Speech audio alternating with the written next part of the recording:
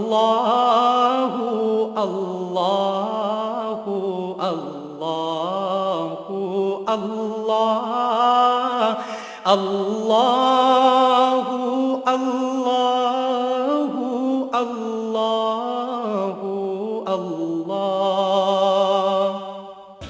الحمد للہ رب العالمین والصلاة والسلام علی حبیبہ محمد وآلہ وصحبہ اجمعین اعوذ باللہ من الشیطان الرجیم بسم اللہ الرحمن الرحیم احسب الناس ان یترکوا ان یقولوا آمنا وهم لا یفتنون کیا ان لوگوں نے یہ خیال کر رکھا ہے کہ وہ اتنا کہنے پر چھوٹ جائیں گے کہ ہم ایمان لے اور ان کو آزمایا نہ جائے گا؟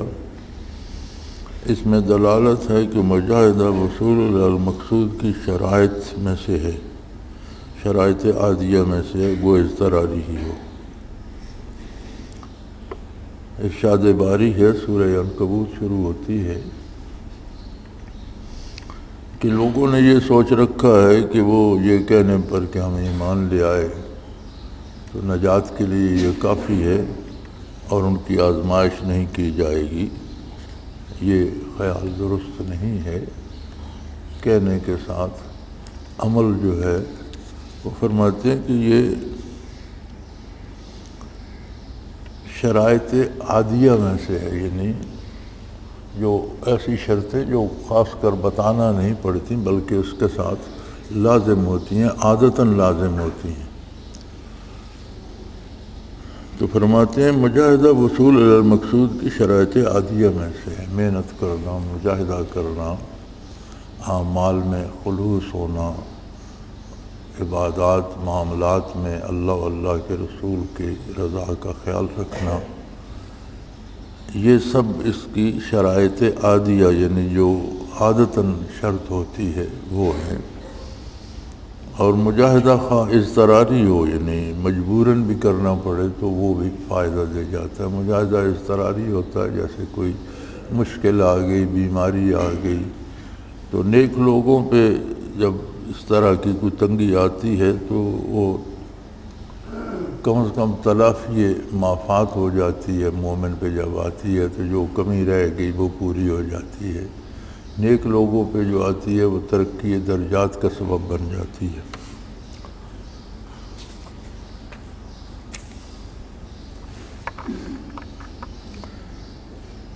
قولہ تعالی ومن جاہد فانما یجاہد لنفسہ ان اللہ لغنی عن العالمین، جو شخص محنت کرتا ہے اپنے ہی لیے محنت کرتا ہے، اللہ تعالیٰ کو جہان والوں سے کسی کی حاجت نہیں۔ اس میں مجاہدہ کے بعد عجب اور دعوے استحقاق کا کلا کما ہے۔ فرماتے ہیں اس آیہ کریمہ میں کہ جو محنت اور مجاہدہ کرتا ہے تو وہ اپنے لیے کرتا ہے، اللہ کسی کے مجاہدہ، کسی کے نوافل، کسی کے اذکار کا محتاج نہیں ہے۔ اللہ کو ضرورت نہیں ہے، خود بندے کو ضرورت ہے، اپنے لیے محنت کرتا ہے۔ تو فرماتے ہیں اس میں مجاہدہ کرنے کے بعد یہ سمجھنا کہ میرا اب حق ہے، مجھے فلاں مرتبہ ملنا چاہیے، اس کا رد ہے۔ اور مجاہدے پر فخر کرنے کا بھی اس آیہ کریمہ میں رد ہے۔ مجاہدہ کر کے فخر نہ کرے، اللہ کا شکر کرے کہ اس نے توفیق عمل دی۔ اور ثمرات یا مقامات یا مراقبات از قسم ثمرات ہوتے ہیں، اور ثمرات من جانب اللہ ہوتے ہیں، ثمرات وہبی ہوتے ہیں۔ مجاہدہ بندہ کر سکتا ہے لیکن اس پر پھل لانا یہ بندے کے اختیار میں نہیں، یہ اللہ کے دست قدرت میں ہوتا ہے۔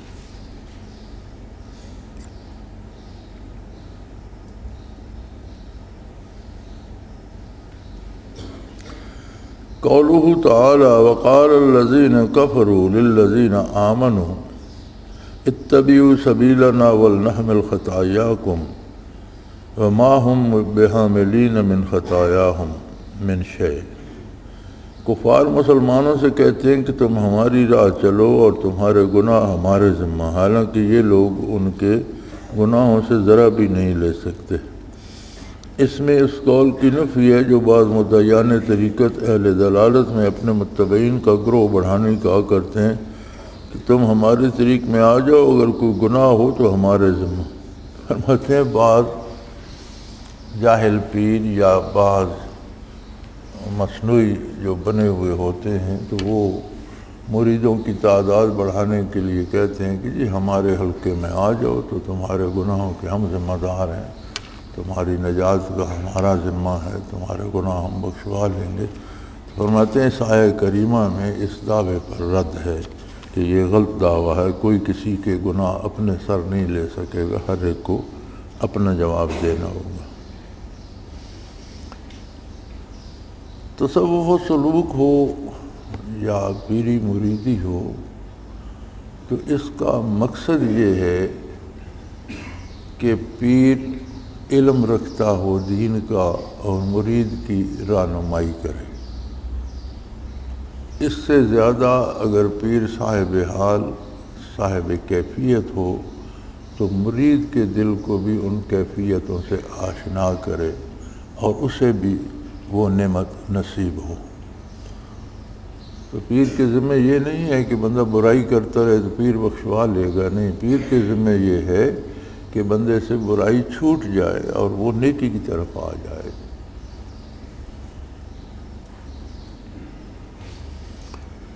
قولہ تعالیٰ قل سیروا فی الارض فانظروا کیف بدأ الخلق، آپ کہیے کہ تم لوگ ملک میں چلو پھرو اور دیکھو اللہ تعالیٰ نے مخلوق کو کس طور پر اول بار پیدا کیا۔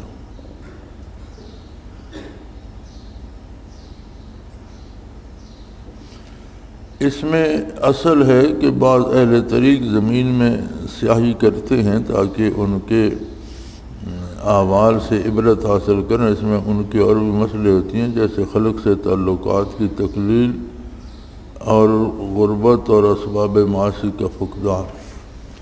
فرماتے ہیں کہ اکثر صوفی بھی سیاحت میں نکل جاتے ہیں۔ آیہ کریمہ کا مقصد تو یہ ہے کہ لوگ زمین میں چل پھر کر نہیں دیکھتے کتنی مخلوق ہے جو کبھی تھی ہی نہیں، تو اللہ کریم نے عدم سے اس کو وجود دے دیا اور اس کے آگے نسل چلانے کا اہتمام کر دیا، گھاس کے تنکے سے لے کر بڑے بڑے درختوں تک، پرندے، حیوان، درندے، جانور، انسان، سب کو عدم سے وجود دیا، اور کس طرح آگے وہ پھل پھول رہے ہیں، کیسا انتظام ان کی زندگی کا کر دیا۔ تو یہ عظمت الہی پہ دال ہے کہ دوبارہ پیدا کرنا اس کے لیے کوئی مشکل نہیں۔ تو فرماتے ہیں بعض صوفی بھی گھر بار چھوڑ کر سیاحت پہ نکل جاتے ہیں، اس میں دو چیزیں مطلوب ہوتی ہیں، ایک تو یہ کہ عظمت الہی چیزوں کو، لوگوں کو، حالات کو دیکھ کر عبرت حاصل کریں اور عظمت الہی کا اور زیادہ احساس جو ہے وہ مضبوط ہو۔ دوسرے یہ ہوتی ہے کہ سفر میں اور مسافرت میں اور غریب الوطنی میں کچھ لوگوں سے واقفیت کم ہوتی ہے، لہذا زیادہ باتیں لوگوں سے نہیں ہوتی، وقت ضائع نہیں ہوتا، اور گناہ کے مواقع بھی کم ہوتے ہیں غریب الوطنی میں، مسافرت میں، تو گناہ سے بچنا بھی آسان ہو جاتا ہے۔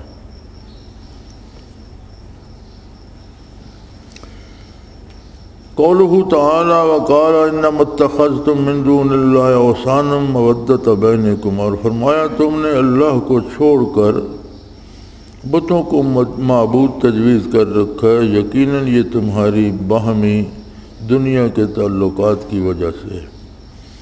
اس میں دلالت ہے کہ جس اتفاق و اتحاد میں فساد دین ہو اس کا ترک واجب ہے۔ فرماتے ہیں یوں تو اتفاق بہت بڑی نعمت ہے اللہ کی اور اتفاق ہونا چاہیے، لیکن ایسا اتفاق جس میں دین کے خلاف کوئی بات ہو یا دین کے نقصان کا اندیشہ ہو، اس سے بچنا واجب ہے۔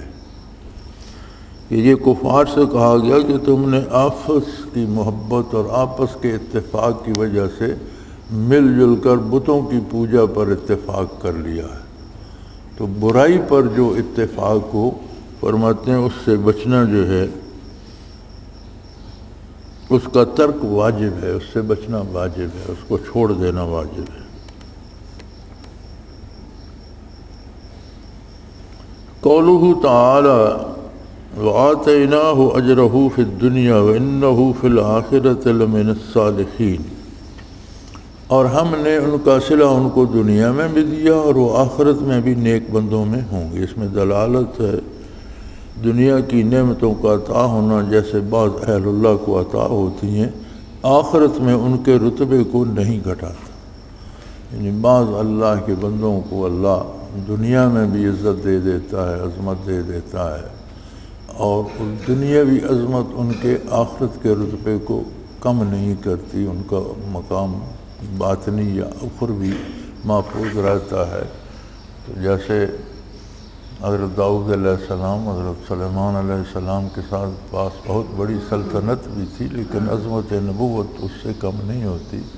صحابہ کرام میں حضرت عثمان رضی اللہ عنہ جیسے کئی صحابہ قابل تھے۔ پھر جب فتوحات آئیں عہد فاروقی میں تو تمام صحابہ بہت امیر ہو گئے تھے، دنیاوی نعمتیں بے شمار آ گئی تھیں، تو اس سے ان کے اخروی مرتبے میں کوئی کمی نہیں آتی کہ اللہ فرماتے ہیں کہ ہم دنیا میں بھی ان کو ان کا انعام دیتے ہیں اور آخرت میں بھی وہ نیک بندوں میں صالحین میں ہوں گے۔ قولہ تعالی قال رب انصرنی علی القوم المفسدین، لوط علیہ السلام نے دعا کی کہ اے میرے رب مجھ کو ان مفسد لوگوں پر غالب کر دے۔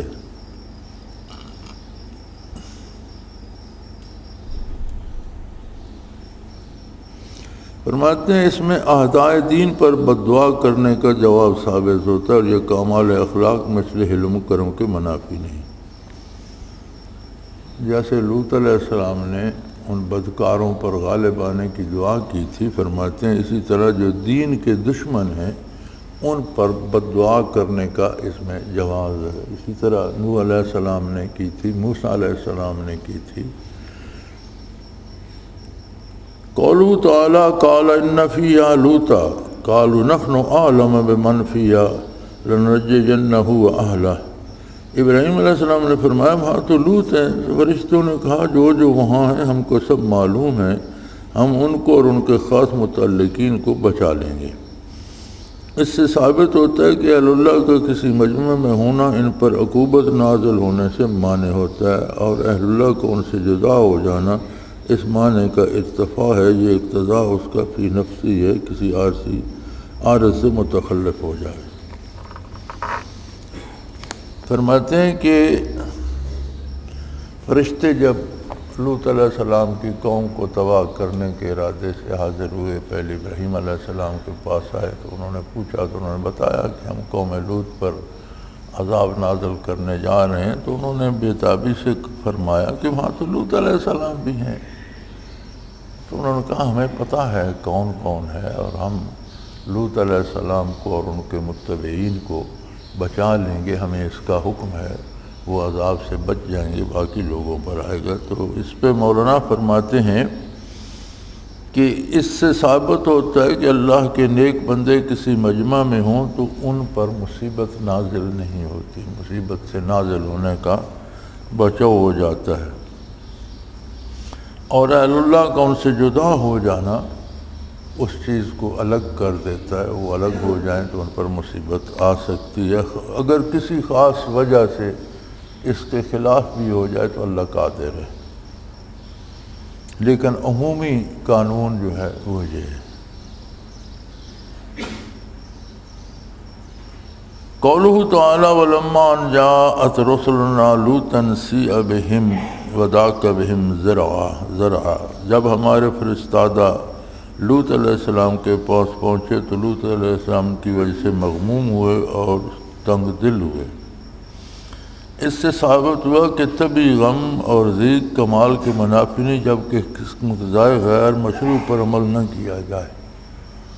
فرماتے ہیں لوط علیہ السلام کے جب پاس وہ فرشتے پہنچے تو وہ نوعمر لڑکوں کی شکل میں تھے، تو اس سے دو باتیں ثابت ہوتی ہیں کہ انبیاء کو علوم غیبیہ پر مطلع فرمایا جاتا ہے، لیکن اگر کسی بات کو اللہ کریم صیغہ راز میں رکھنا چاہیں تو وہ نبی سے بھی رکھ لیتے ہیں۔ علم غیب خاصہ خداوندی ہے۔ اب لوط علیہ السلام اللہ کے نبی ہیں، فرشتے آئے تو انہیں سمجھ نہیں آئی کہ یہ فرشتے ہیں، انہوں نے سمجھا نوجوان لڑکے ہیں۔ اسی طرح ابراہیم علیہ السلام خلیل اللہ تھے، پہلے ان کے پاس آئے تو وہ ایک بچڑا تل کے سالم لے آئے کہ مہمان آ گئے ہیں، اور جب دیکھا کہ مہمان تو کھانے کی طرف ہاتھ نہیں بڑھا رہے، تو عرب میں رواج تھا کہ دشمن کے ہاں سے کھاتے نہیں تھے، اور جس کے ہاں سے کھا لیتے تھے اس کے ساتھ دشمنی نہیں کرتے تھے۔ تو کسی مہمان کا کھانے کی طرف ہاتھ نہ بڑھانا اس بات کی دلیل ہوتا تھا کہ یہ برے ارادے سے آیا ہے، یہ لڑائی کرے گا۔ تو ابراہیم علیہ السلام ڈر گئے کہ یہ کون ہے، انجان لوگ ہیں، ان کو میرے ساتھ کیا دشمنی ہے۔ تب انہوں نے عرض کی کہ حضرت ہم اللہ کے فرشتے ہیں، انسان نہیں ہیں، اس لیے کھانا نہیں کھا رہے، اور آپ کے پاس آپ کو بیٹے کی بشارت دینے کے لیے آئے۔ تو انہیں بھی سمجھ نہیں آئی کہ یہ فرشتے ہیں، تو اعلیٰ خلیل اللہ تھے۔ تو علم غیب خاصہ الہی ہے، اللہ کریم جانتے ہیں، اور انبیاء کو جو بات سب سے زیادہ، بلکہ علوم غیب اصل ہوتی انبیاء کے پاس ہیں، اور آگے جو تقسیم ہوتے ہیں وہ نبی تقسیم کرتے ہیں، لیکن یہ سب اطلاع عن الغیب ہوتی ہے، جو اللہ اطلاع فرما دیں وہ ہوتا ہے، اللہ خود غیب کو جانتے ہیں۔ تو یہاں لوط علیہ السلام کو بھی سمجھ نہیں آئی، اور وہ بڑے تنگ دل ہوئے اور مغموم ہوئے کہ یہ میرے ہاں مہمان آئے ہیں، یہ قوم انہیں رسوا کرے گی۔ تب فرشتوں نے انہیں بتایا کہ آپ پریشان نہ ہوں، ہم اللہ کے فرشتے ہیں، اور ان لوگوں پر عذاب آنے والا ہے، آپ اپنے جو تابعین ہیں، آپ کے متبعین ہیں، ان کو لے کر سحری کے وقت نکل جائیں، تو پیچھے ان کو ہم تباہ کر دیں گے۔ دوسری بات فرماتے ہیں کہ کاملین پر بھی طبعی دکھ یا رنج واقعہ ہوتا ہے، اور یہ کمال کے منافی نہیں۔ جیسے انبیاء پہ ہوا، تو اگر جو طبعی رنج یا دکھ ہوتا ہے اس سے کوئی اللہ کی ناشکری نہ کی جائے، اس کے مقتضا پہ عمل نہ کیا جائے، جزا و قضا کوئی کرتا ہے تو اللہ کی شکایت نہ کرے، اللہ کا شکر ادا کرے، شور شرابہ نہ کرے، تو دل میں دکھ کا احساس ہونا، غم کا ہونا کسی حادثے پر، یہ کمال کے منافی نہیں۔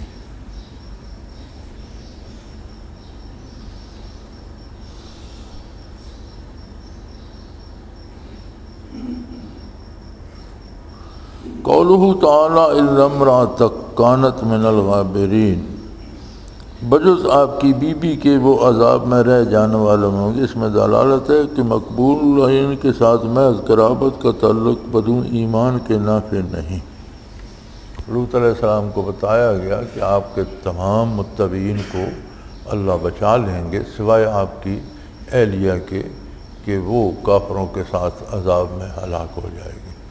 تو فرماتے ہیں میاں بیوی کا رشتہ بہت قرب کا رشتہ ہوتا ہے، ماں باپ بہن بھائی سے زیادہ ایک دوسرے کے احوال دل سے واقف ہوتے ہیں، ایک دوسرے کی تمام نیکی بدی سے واقف ہوتے ہیں، اور قریبی رشتہ ہوتا ہے۔ تو اتنا قریبی رشتہ بھی نبی کے ساتھ ہے، لیکن ایمان کے بغیر اس کا کوئی نفع ہے۔ تو جو لوگ بزرگوں کی اولاد بن کر گدی نشین بن کر بیٹھے ہیں لیکن عقائد درست نہیں، اعمال درست نہیں، ان کی کیا حیثیت ہے؟ جب نبی کی بیوی اگر اس کا عقیدہ درست نہیں تو اس کی کوئی حیثیت نہیں۔ نوح علیہ السلام کا بیٹا، انہوں نے دعا بھی کی تو فرمایا انہ لیس من اہلک، وہ آپ کے خاندان سے، آپ کے گھر والوں سے نہیں ہے، انہ عمل غیر صالح، اس کا کردار اچھا نہیں ہے، یعنی اس کے اعمال برے ہیں۔ تو اگر برے اعمال والا سگا بیٹا بھی اللہ نے فرما دیا کہ اس کا آپ ساتھ کوئی رشتہ نہیں۔ تو نبی کے ساتھ، نبی اللہ کے بندوں کے ساتھ، اہل اللہ کے ساتھ، نبی کے متبعین کے ساتھ جو رشتہ ہوتا ہے اس کی بنیاد عقیدے پر اور اس کی طاقت عمل صالح پہ ہوتی ہے۔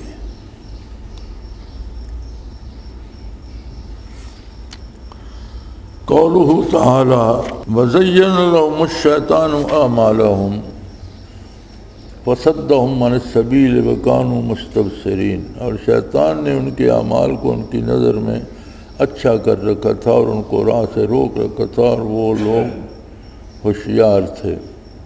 اس میں دلالت ہے کہ عقل و نظر کی ہوتی ہوئی تصویر نفسانی شیطانی عذر نہیں، اگرچہ عقل و نظر کے استعمال سے غافل رہے۔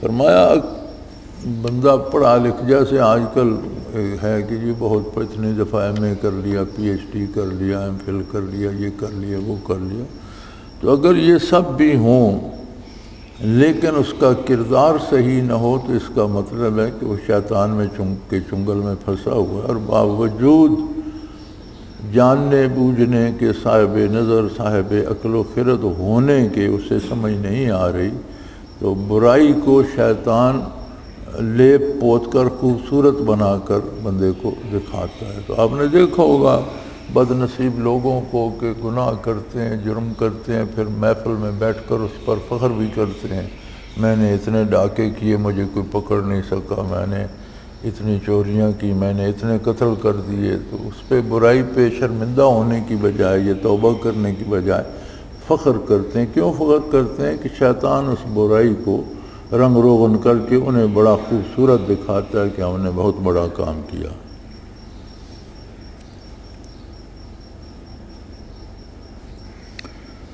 قولہ تعالی اتل ما اوحی الیک من الکتاب واقم الصلاۃ ان الصلاۃ تنہی عن الفحشاء والمنکر ولذکر اللہ اکبر واللہ یعلم ما تصنعون۔ جو کتاب آپ پر وحی کی گئی ہے آپ اس کو پڑھا کیجئے اور نماز کی پابندی رکھیے، بے شک نماز بے حیائی اور ناشائستہ کاموں سے روک ٹوک کرتی رہتی ہے، اور اللہ کی یاد بہت بڑی چیز ہے، اللہ تعالیٰ تمہارے سب کاموں کو جانتا ہے۔ فرماتے ہیں اس آیت میں اصول اعمال سلوک یعنی تلاوت، صلاۃ، ذکر و مراقبہ مجتبی ہیں اور دوسرے اعمال ان کے تابع ہوتے ہیں۔ فرماتے ہیں یہ اصل ہے سلوک و تصوف کی۔ اس میں تلاوت، قرآن کریم کی تلاوت سے مراد ہے کہ قرآن کو ترتیل کے ساتھ ٹھہر ٹھہر کر پڑھا جائے، اس کے معنی و مفاہیم پہ غور کیا جائے اور یہ سمجھنے کی کوشش کی جائے کہ یہ اللہ کریم کی طرف سے میرے نام ایک کتاب ہے، اس میں اللہ کریم مجھ سے کیا حکم فرماتے ہیں، کیا چاہتے ہیں کہ میں کیا کروں، ان کی مجھ پہ کون سی عنایات ہیں، کس طرح کا تعلق بندے اور اس کے خالق کے درمیان ہونا چاہیے۔ اس بات کو سمجھنا، اس پہ فکر کرنا، یہ تلاوت ہے۔ اور دوسری بات اس میں فرمائی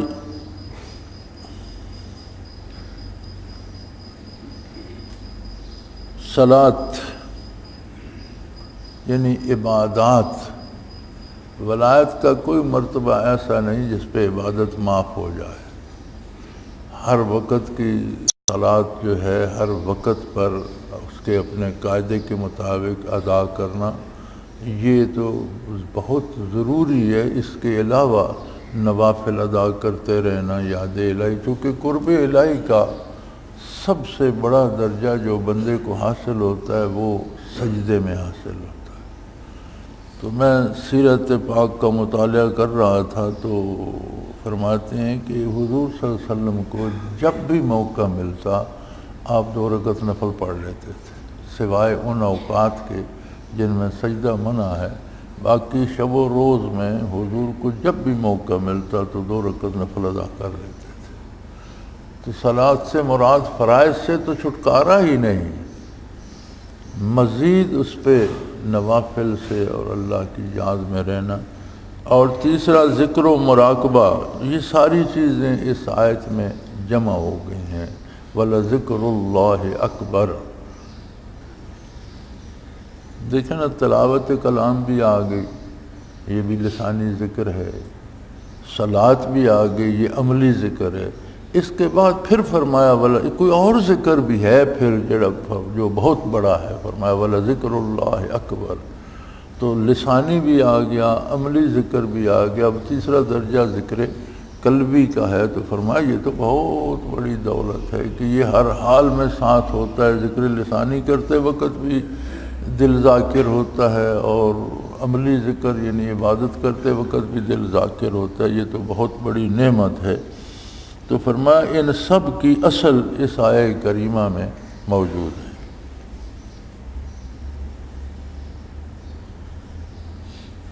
مجھے حیرت ہوتی ہے، اگلے دن بھی ایک ای میل تھی کہ جی مجھے کہتے ہیں کہ ذکر کا ثبوت قرآن و حدیث میں نہیں ہے۔ سمجھ نہیں آتی کہ کون سا قرآن یہ لوگ پڑھتے ہیں دیکھتے ہیں جس میں ذکر کا حکم نہیں ہے۔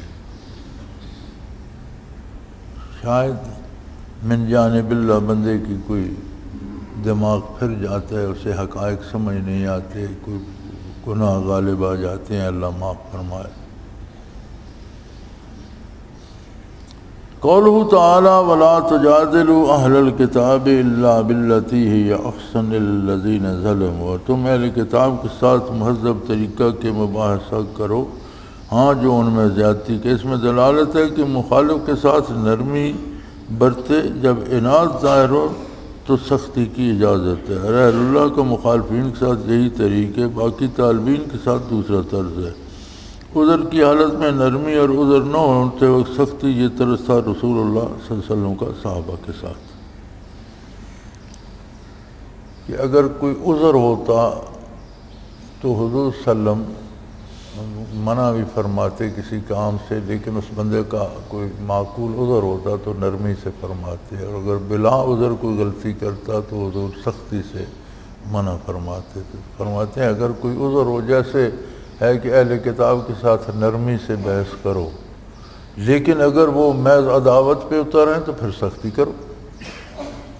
تو اسی طرح طالبین سے اگر کوئی غلطی ہوتی ہے اور کوئی عذر ہے، اسے معلوم نہیں تھا یا ساون ہو گیا، تو نرمی سے سمجھانا چاہیے، لیکن اگر یہ سمجھ آئے کہ نہیں یہ جان بوجھ کے غلطی کر رہا ہے تو سختی سے روکنا درست ہے۔ قولہ تعالی وَإِنَّ جَهَنَّمَ مُحِيطَةٌ بِالْكَافِرِينَ،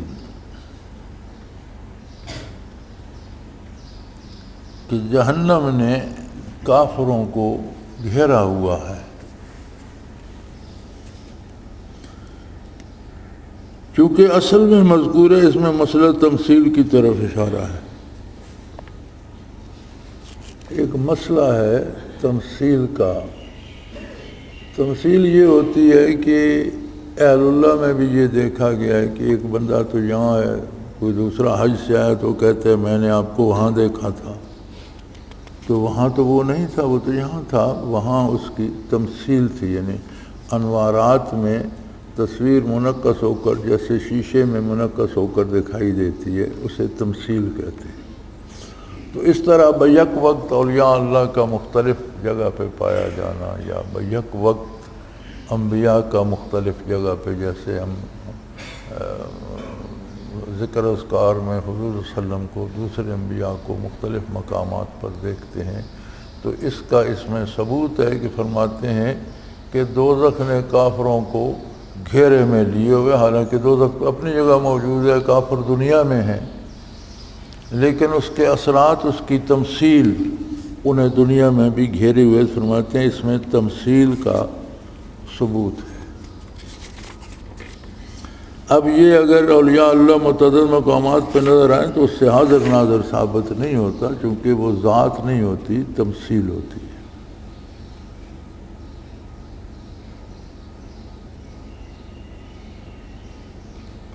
قولہ تعالی وما هذه الحیات الدنیا الا لہو ولعب وان الدار الآخرۃ لہی الحیوان لو کانوا یعلمون، یہ دینوی زندگی بجز لہو و لعب کے اور کچھ بھی نہیں، دراصل زندگی عالم آخرت ہے، اگر ان کو اس کا علم ہوتا تو ایسا نہ کرتے۔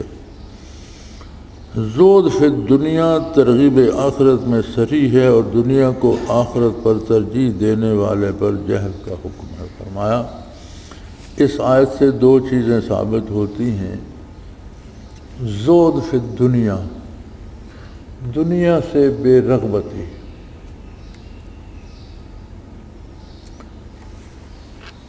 اس سے یہ ضروری نہیں کہ بندہ فقیر ہو، اس کے پاس ہو کچھ نہیں، اللہ کے دیا سب کچھ بھی ہو تو بھی اس کا دل دنیا میں نہ لگا ہو، دل آخرت میں لگا ہو، فکر آخرت میں مستغرق ہو۔ حضرت عبید اللہ آرار ہمارے مشائخ میں سے ہیں رحمۃ اللہ تعالی علیہ، تو بہت بڑی ذمہ داری تھی ان کی۔ فرماتے ہیں کہ 100 ہل چلا کرتے تھے ان کے کھیتوں پر۔ 100 ہل سے مطلب ہے کہ 100 حالی، یعنی 100 خاندان تو وہ پلا کرتا تھا جو ملازم جانوروں کے، بھیڑ بکریوں کے، دوسروں کی دیکھ بھال کے لیے ہوں گے۔ اس کا مطلب ہے کہ ایک مخلوق ان کے ساتھ پلتی تھی اور بہت بڑا کام تھا۔ تو ایک دن کسی شخص کو یہ گزرا کہ حضرت یہ شیخ سلسلہ بھی ہیں، لوگوں کو اللہ بھی سکھاتے ہیں، اور اتنی بڑی ان کی دنیا داری ہے، تو یہ تو دنیا میں پھنسے ہوئے ہوں گے۔ تو اس زمانے میں کوئی پاسپورٹ ویزے تو ہوتے نہیں تھے، جس کا جی چاہے جہاں چلا جائے، سواریاں بھی نہیں ہوتی تھیں، تو لوگ ان دنوں حج کے لیے نکل رہے تھے۔ تو جس شخص کو یہ خیال آیا، اس نے حضرت سے عرض کیا کہ حضرت اگر آپ چاہیں تو میں چاہتا ہوں کہ آپ کے ساتھ مجھے بھی حج نصیب ہو جائے، تو چلیں حج پر ہوئیں۔ آپ نے فرمایا اچھی بات ہے، تم نے نیک صلاح دی ہے، تیار ہو جو چلتے ہیں۔ اب فجر کی نماز پہ جب وہ آیا تو حضرت تیار تھے، اپنا چادر دری جو چاہیے تھا وہ پاس تھا، مسجد میں جلوہ افروز تھے۔ اسے کہا بھئی نماز پڑھو اور نکلے سفر پر۔ اس نے کہا حضرت میں نے تو تیاری کو، میرا فلانا کام رہتا ہے، بچوں کو وہ سمجھانا تھا، وہ بتانا تھا، وہ ایک شراکت دار سے یہ تھا وہ تھا۔ تو انہوں نے کہا تو تم نے مجھے کیوں تیار کر دیا؟ کہنے لگا جی میں تو سمجھا تھا کہ آپ اتنے مصروف آدمی ہیں تو آپ اس جھنجھٹ سے کیسے نکل سکیں گے۔ انہوں نے فرمایا میاں میرا کچھ بھی نہیں ہے، سب اللہ کا ہے۔ مجھے امانت دی ہے، میں دیکھ رہا ہوں میں نہیں ہوں گا تو کسی اور کو مقرر کر دے گا، تو یہ میرا نہیں ہے، میں تو اس کا نگران ہوں۔ میں چلا جاؤں گا تو اللہ کسی اور سے یہ کام لے لیں گے۔ تو وہ خود اپنے چھوٹے سے مشغلے سے نہ نکل سکا۔ تو فرمایا اسباب دنیا کا ہونا اور بات ہے، اور دنیا میں دل لگانا اور بات ہے۔ تو اس آیہ کریمہ میں زود فی الدنیا، بے رغبتی، یعنی دنیا دل میں نہ گھس جائے۔ جیسے کشتی پانی کے بغیر نہیں چلتی، پانی میں ہی چلنا ہے، آدمی کو دنیا میں ہی رہنا ہے، لیکن پانی کشتی میں آ جائے تو پھر وہ غرق ہو جاتی۔ دنیا دل میں آ جائے تو پھر دل کو ڈبو دیتی ہے۔ اور آخرت کی رغبت، آخرت سے محبت، آخرت کی فکر، ہر عمل کے وقت خیال، اور یہ مقصود ہے۔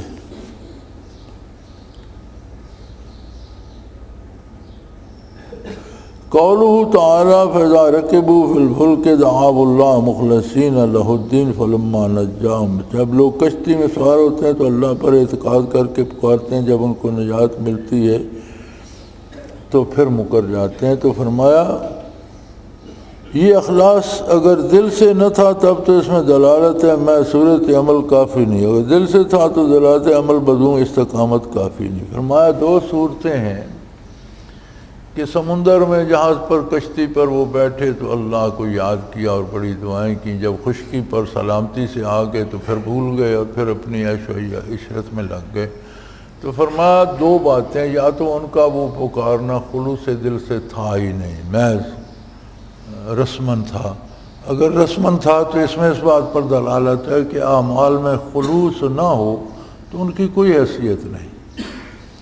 دوسری صورت یہ ہے کہ انہوں نے خلوص دل سے پکارا لیکن جب خشکی پر آئے تو بھول گئے۔ تو فرمایا اس میں اس بات پر دلالت ہے کہ اگر عمل میں خلوص بھی ہو تو اس پر استقامت اور مداومت شرط ہے، یہ نہیں کہ خلوص کے ساتھ ایک دن کیا پھر چھوڑ دیا، پھر اسے عمر بھر نبھانا شرط ہے۔ قولہ تعالی والذین جاہدوا فینا لنہدینہم سبلنا وان اللہ مع المحسنین لمع المحسنین، اور جو لوگ ہماری راہ میں مشقتیں برداشت کرتے ہیں ہم ان کو اپنے رستے ضرور دکھا دیں گے، بے شک اللہ تعالیٰ ایسے خلوص والوں کے ساتھ ہے۔ اس میں دلالت ہے کہ مجاہدہ مفتاح مشاہدہ ہے، یعنی جو اللہ نے فرمایا والذین جاہدوا فینا، جو ہمارے لیے ہماری رضا کی خاطر ہمیں پانے کی خاطر محنت مجاہدہ مشقت کرتے ہیں، ان کو ہم اپنے رستے دکھا دیں گے۔ تو فرمایا اس میں اس بات پر دلالت ہے کہ مجاہدہ اگر خلوص سے ہو تو مشاہدے کی چابی ہے، قرب الہی کی، رضا الہی کی، وصول اللہ کی مفتاح ہے، چابی ہے۔ سورہ عنکبوت تمام ہوئی الحمدللہ۔ کل انشاءاللہ سورہ روم دیکھیں گے۔ اللہ کریم نے توفیق عطا فرمائی اور صحت و عافیت ہوئی، سب اس کے دستے قدرت میں ہے۔ وما توفیقی الا باللہ، وآخر دعوانا ان الحمدللہ رب العالمین۔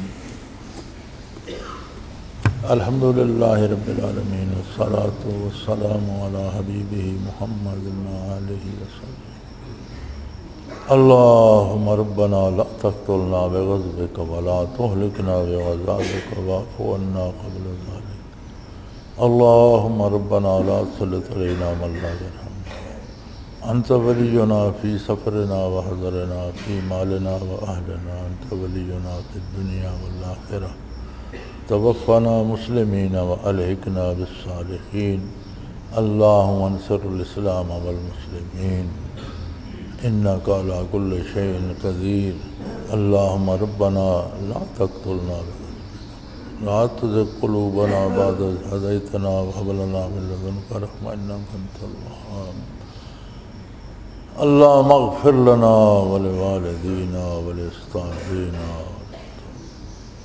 صلی اللہ تعالی علی حبیبی محمد برحمتک یا اللہ اللہ اللہ اللہ اللہ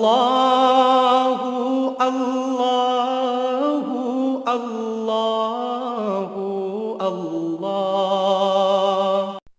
حضرت امیر محمد اکرم آوان مد ذلہ العالی دارالعرفان منارہ ضلع چکوال میں سالہ سال سے قرآن و حدیث کے اوپر خطابات کر رہے ہیں اور سلسلہ نقشبندیہ اویسیہ کے مطابق لوگوں کو ذکر الہی کی تربیت دے رہے ہیں۔ وہ قرآن پاک کی تفسیر ترتیب وار بیان کر رہے ہیں۔ تفسیر قرآن کو وہ موجودہ ملکی اور بین الاقوامی حالات کے مطابق بیان کرتے ہیں۔ موٹر وے سے کلر کہار کے انٹرچینج سے نکلتے ہوئے کلر کہار کی جھیل سے ہوتے ہوئے میانی، بوچھال اور نور پور سے گزرتے ہوئے دارالعرفان منارہ پہنچ سکتے ہیں۔ حضرت امیر محمد اکرم آوان نے بچیوں اور بچوں کی دینی اور دنیاوی تعلیم کے لیے سقارہ اکیڈمی کے نام سے ایک درسگاہ بھی قائم کی ہے، جس کا افتتاح ملک پاکستان کے صدر جنرل محمد ضیاء الحق نے اپنے دست مبارک سے کیا تھا۔ وہ تمام احباب جو اسلام کی طلب رکھتے ہیں ان سے گزارش ہے کہ دارالعرفان منارہ ضلع چکوال میں امیر محمد اکرم آوان صاحب کے خطابات سے مستفید ہوں۔ وہ ہر جمعے کو نماز سے پہلے بیان فرماتے ہیں۔ ہر ماہ کی پہلی اتوار کو ماہانہ اجتماع ہوتا ہے جس میں آپ خصوصی خطاب فرماتے ہیں اور پاکستان کے چاروں صوبوں سے احباب اس اجتماع میں شرکت کرتے ہیں۔ اس کے علاوہ یہاں سال میں 2 مرکزی اجتماعات بھی ہوتے ہیں، ایک رمضان المبارک میں اعتکاف کا اجتماع اور دوسرا جولائی اور اگست میں 40 دن کا اجتماع ہوتا ہے جس میں روحانی تربیت کی جاتی ہے۔